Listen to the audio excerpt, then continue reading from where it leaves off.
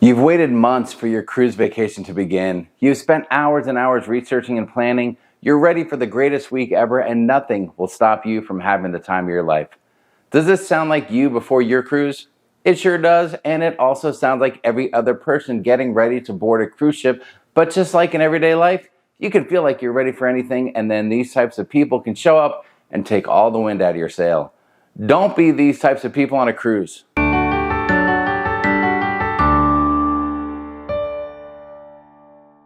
Hi everyone, I'm Jamie from Sharon Travel. Today I want to warn you about, or maybe even keep you from being, these 5 types of people on a cruise. Unfortunately, we've run into every one of these types of people on our cruises, and in one case, I'll explain how I learned the hard way because I was actually guilty of being one of these types of people myself. So let's get started. I call the first type of cruiser the disruptive balcony cruiser. When you book a balcony cabin, not only are you paying more for your cruise, but you're looking for a certain experience where the balcony is an extension of your cabin and a place where you can go sit, relax, and just enjoy the sights and sounds of the wide open ocean. Imagine sitting with your eyes closed, enjoying the moment, and then it happens. A balcony door slams shut, you hear loud voices, maybe it's next to you, maybe it comes from below or above, but there they are, the disruptive balcony person. Immediately, your relaxation turns into agitation. You're forced right into someone else's drama or plans for the day or even personal issues. But one thing you know is that these people think that they are the only ones with a balcony and they have no regard for others around them. Sure, maybe you could say something to them, but technically they're not doing anything wrong or against the rules. They just don't know any better, and they are oblivious to the fact that other people are being affected negatively by their loud balcony behavior. Don't be the disruptive balcony person. Be a little quiet, be aware of your surroundings, and have a little respect for others on nearby balconies.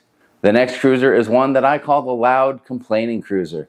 Not every cruise is perfect, and sometimes something goes wrong. You're within your right to address issues with staff or customer service and try to get your problem resolved. The key here is that it is your problem, and I do not want it to become my problem, so please keep your voice at a normal level because I don't want to hear about your problem. When you begin to yell, the only person that looks bad is you. I can give you so many examples of this, but here's a recent one. We're in the main dining room on the Holland America Koningsdam. A couple's ordering and they each order the shrimp and filet mignon dinner. Now yes, I already know this because they are already loud. Mind you, they're at least 10 feet away. The man doesn't care for the shrimp, so the lady says to put his shrimp on her plate. It's not an allergy issue. He just doesn't like shrimp but wants the filet mignon. The waiter says he can arrange it. Then when the meal comes out, his plate has the shrimp with the filet.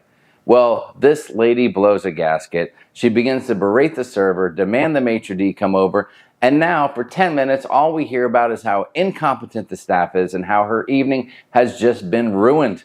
Well, guess what? My evening's been ruined too because of your overly loud complaining. Now, this person can be found in dining rooms, bars, shops, and all too often in line at guest services. So please, if you have a complaint, keep your voice down and keep it your complaint because no one else wants to hear about it. Next is what I call the game player in the buffet person. If you have cruised on a fairly full ship, you know that during the height of meal times, breakfast, lunch, and even dinner, tables in the buffet can be hard to find, and there's nothing worse than having a plate full of hot food in hand while you're searching for an open table, especially if you've got more than 2 people in your party. Now you can walk around for 5 minutes, which can seem like an eternity, without finding a table. And then from a distance, you see a table of people with a few empty plates, or maybe no plates at all, and think, they must be getting ready to get up, so there's my chance. Then as you get closer, you realize they're not even eating. They're playing a game. Yes, a game. Maybe it's a card game, maybe it's a board game, but they're just taking up that table in the buffet playing a game.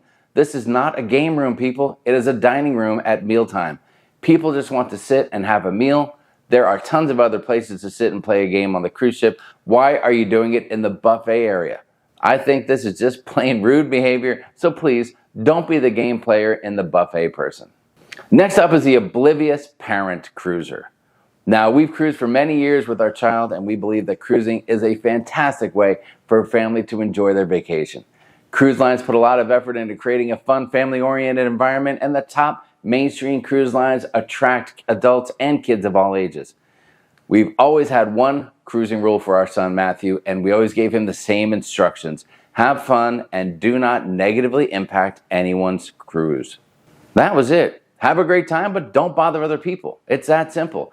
Now, when he was a toddler, he could get a little bit challenging, but we were always aware of his behavior wherever we were, and if it got loud or a little feisty, we addressed it. I cannot say the same for all other parents. We see it on every cruise.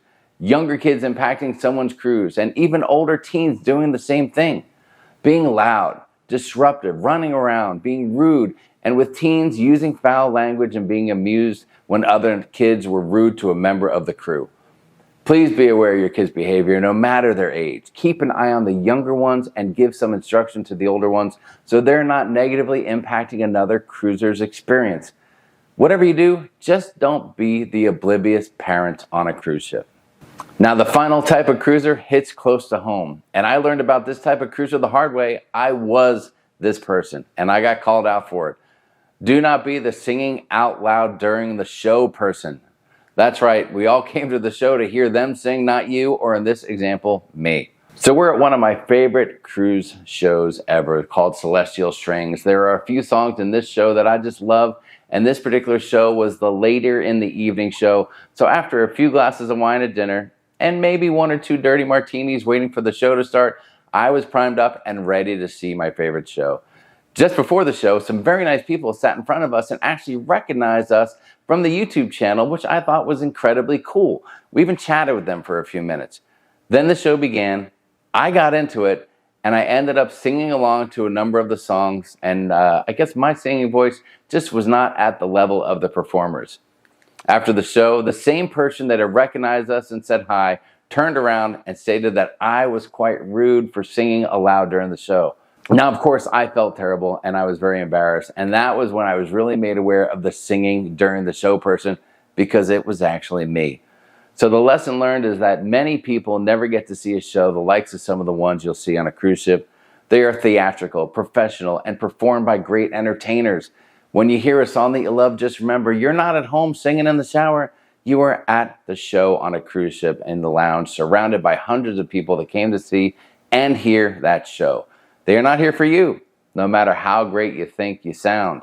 So please, do not be the singing out loud during the show person like I was. So there you have it, 5 types of people you do not want to be on a cruise. Let me know in the comments below the video, have you ever encountered one of these types of people, or have you ever been one of these types of people? Thanks very much for stopping by the channel. I hope you enjoyed the content, and if you did, please consider subscribing, giving the video a thumbs up on the way out, and make sure to hit the notification bell, and feel free to share this video with friends and family or on social media. Thanks for watching, and we will see you in the next video.